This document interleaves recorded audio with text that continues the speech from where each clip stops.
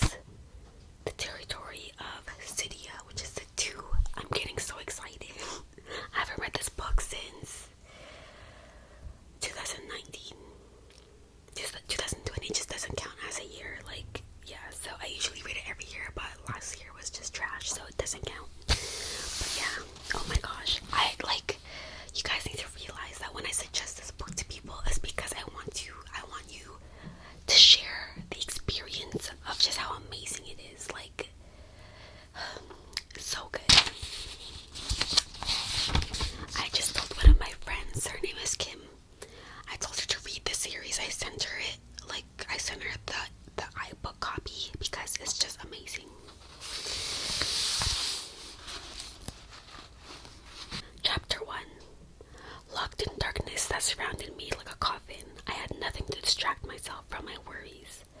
Vivid recollections waited to ambush me whenever my mind wandered. Encompassed by the blackness, I remembered white-hot flames stabbing at my face. Though my hands had been tied to a post that dug sharply into my back, I had recoiled from the onslaught. The fire had pulled away just before blistering my skin, but my eyebrows and my eyelashes had long since been singed off. Put the flames out, a man's rough voice had ordered. I blew at the blaze through cracked lips. Dried by fire and fear, the moisture in my mouth had gone and my teeth radiated heat as if they had been baked in an oven. Idiot, he cursed. Not with your mouth. Use your mind. Put the flames out with your mind. Closing my eyes, I attempted to focus my thoughts on making the inferno disappear. I was willing to do anything, no matter how irrational, to persuade the man to stop. Try harder. Once again, the heat swung near my face, the bright light blinding me in spite of my closed eyelids. Set her hair on fire, a different voice instructed. He sounded younger and more eager than the other man. That should encourage her. Here, father, let me. My body jerked with intense fear as I recognized the voice. I twisted to loosen the bonds that held me as my thoughts scattered into a mindless buzzing. The droning noise had echoed from my throat and grew louder until it had pervaded the room and quenched the flames. The loud metallic clank of the lock startled me from my nightmarish memory. A wedge of pale yellow light sliced at the darkness, then traveled along the stone wall as the heavy cell door opened. Caught in the lantern's glow, my eyes were seared by the brightness. I squeezed them shut as I cowered in the corner. Move it, rat, or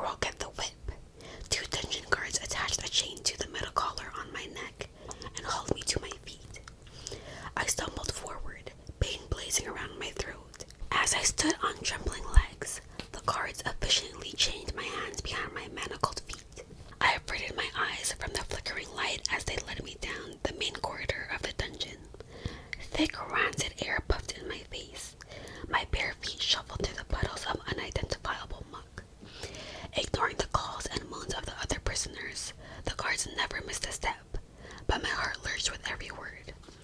Ho, ho, ho, someone's gonna swing. Snap, crack, then your last meal slides down your legs. One less rat to feed. Take me, I wanna die too.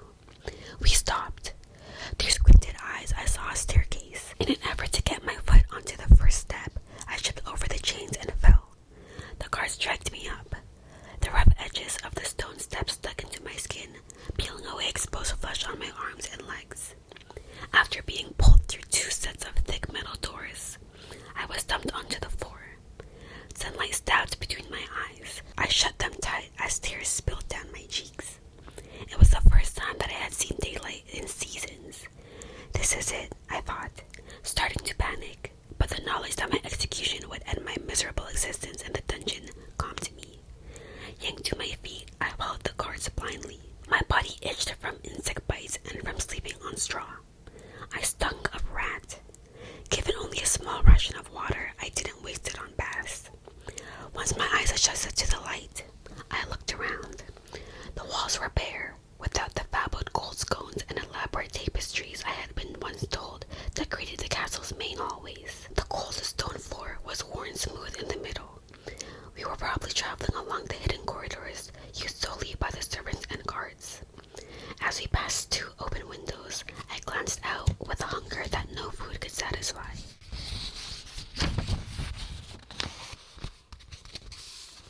The bright emerald of the grass made my eyes ache. Trees wore cloaks of leaves. Flowers laced the footpaths and overflowed from barrels. The fresh breeze smelled like an expensive perfume, and I breathed deeply. After the acidic smells of excrement and body odor, the taste of the air was like drinking a fine wine. Warm the caress of my skin, a soothing touch compared to the constantly damp and chilly dungeon. I guess it was the beginning of the hot season, which meant that I had been locked in the cell for 5 seasons, 1 season shy of a full year. It seemed an excessively long time for someone scheduled for an execution. Winded from the effort of marching with my feet chained, I was led into a spacious office. Maps of the territory of Ixia and the lands beyond covered the walls. Piles of books on the floor made walking a straight line difficult. Candles in various stages littered the room, singe marks evident on several papers that had gotten too close to the candle's flame. A large wooden table, strewn with documents and ringed by half a dozen chairs, occupied the center of the room. At the back of the office, a man sat at a desk. Behind him, a square window gaped open. Behind him, a square window gaped open, permitting a breeze to blow through his shoulder-length hair. I shuddered, causing the chains to clatter.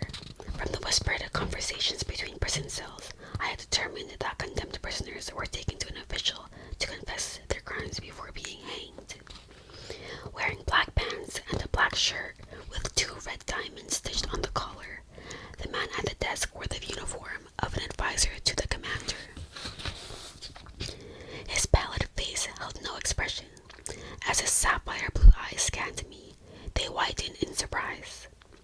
Suddenly conscious of my appearance, I glanced down at my tattered red prison gown and dirty bare feet, roughened with yellow calluses. Dirt-streaked skin showed through the ribs in the thin fabric. My long black hair hung in greasy clumps. Sweat-soaked, I swayed under the weight of the chains. A woman. The next prisoner to be executed is a woman. His voice was icy. My body trembled on hearing the word executed aloud. The calm I'd established earlier fled me. I would have sunk sobbing on the floor if the guards weren't with me. The guards tormented anyone who showed any weakness. The man tugged at the black ringlets of his hair. I should have taken the time to reread your dossier. He shooed the guards away. You're dismissed. When they were gone, he motioned me to the chair in front of his desk. The chains clanged as I perched on the edge. He opened a folder on his desk and scanned the pages. Yelena, today may be your lucky day, he said. I swallowed a sarcastic reply. An important lesson I had mastered during my dungeon stay was never to talk back. I bowed my head instead, avoiding eye contact. The man was quiet for a while. Well behaved and respectful. You're starting to look like a good candidate. Am I close to the camera? Kinda.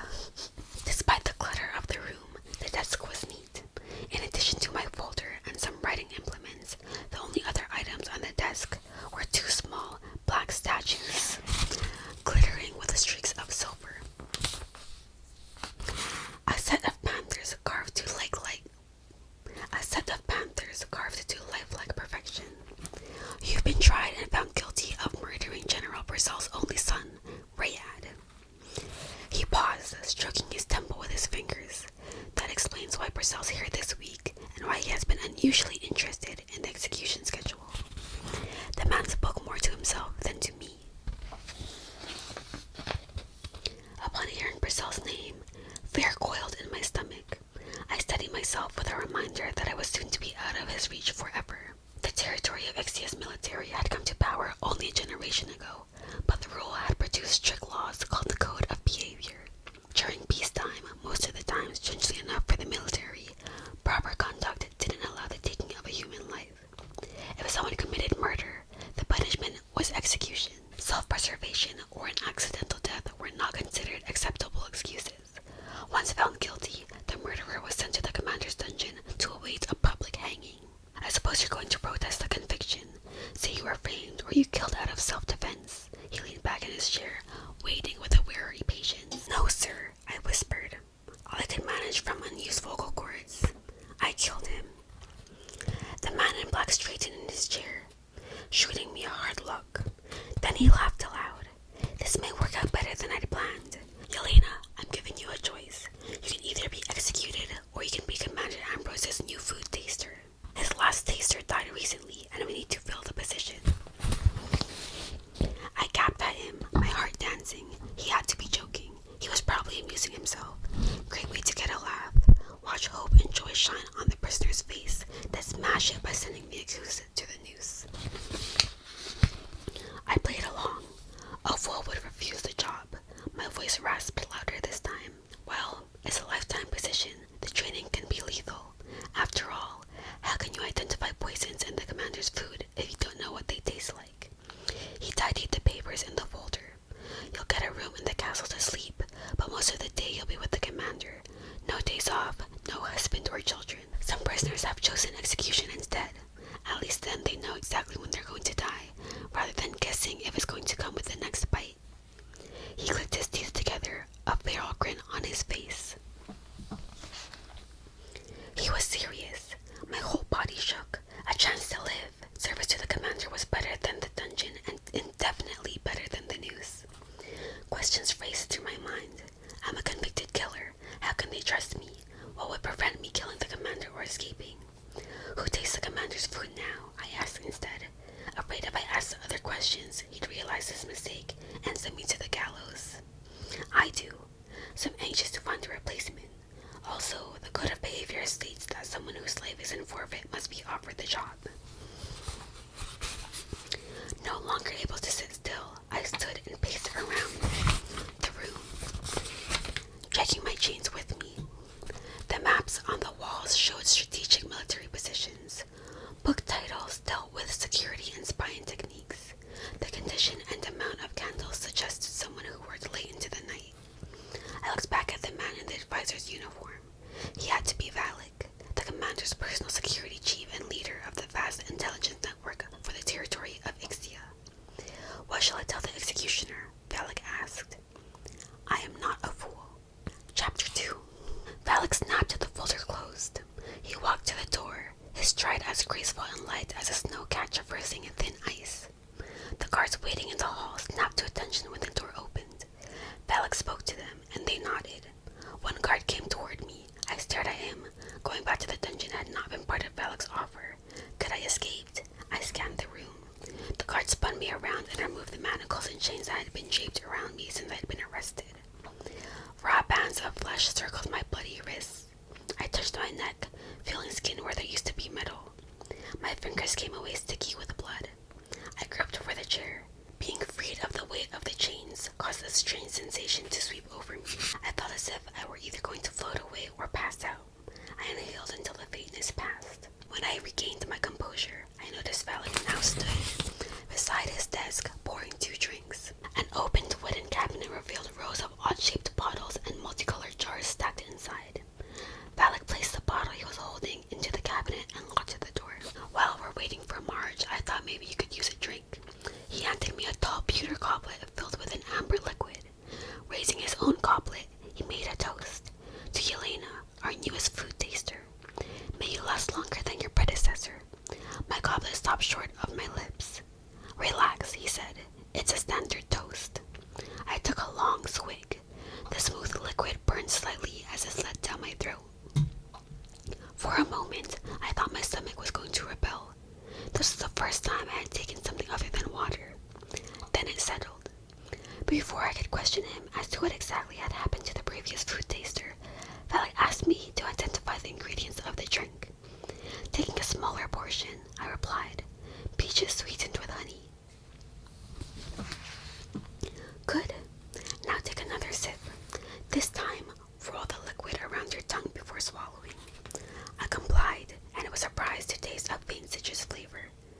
orange. That's right. Now gargle it. Gargle, I asked. He nodded. Feeling foolish, I gargled the rest of my drink and spat it out. Rotten oranges. The skin around Balak's eyes crinkled as he laughed. He had a strong, angular face, as if someone had stamped it from a sheet of metal. But it softened when he smiled. Handing me his drink, he asked me to repeat the experiment. With some trepidation, I took a sip, again detecting the faint orange taste. Bracing myself for a rancid flavor, I gargled Balak's drink and was relieved that gargling only enhanced the orange essence. Better? Balak asked, as he took back the empty cup. Yes. Balak sat down behind his desk, opening my folder once more. Picking up his quill, he talked to me while writing. You just had your first lesson in food tasting. Your drink was laced with a poison called butterfly's dust. Mine wasn't.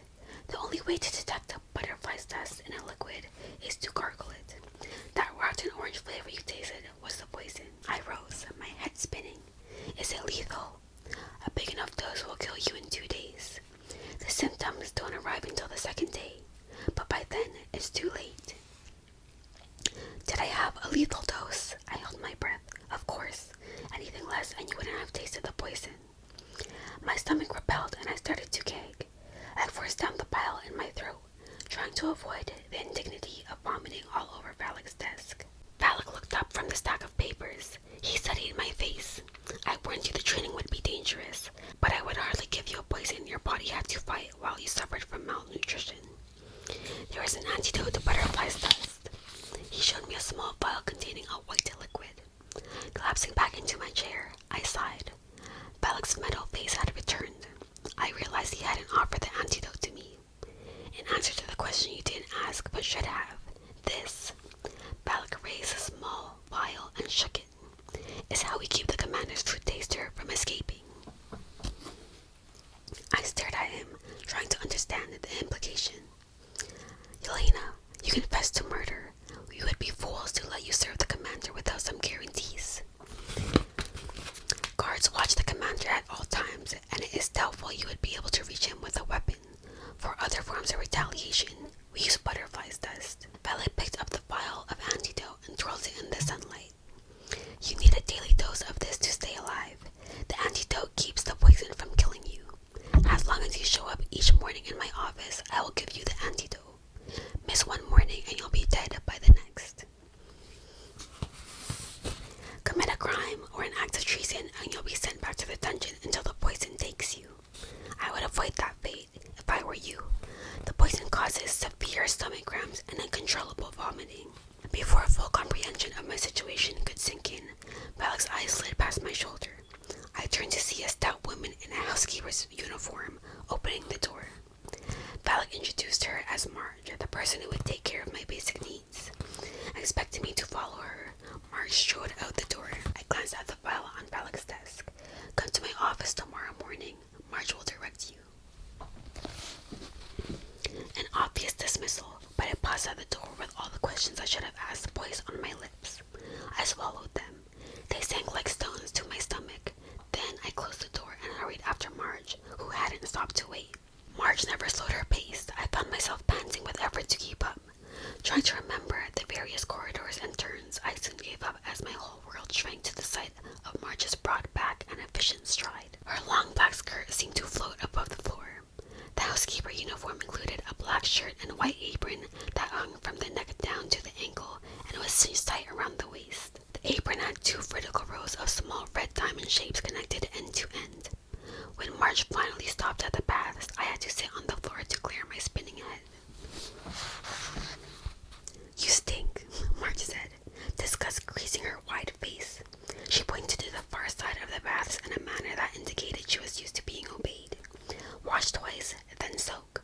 I'll bring you some uniforms. She left the room. The overpowering desire to bathe flashed like fire on my skin. Energized, I ripped the prison robe off and raced to the washing area. Hot water poured down in a cascade when I opened the duct above my head. The commander's castle was equipped with heated water tanks located 1 floor above the baths, a luxury even Brazil's extravagant manor house didn't have. I stood for a long time, hoping the drumming on my head would erase all thoughts of poisons.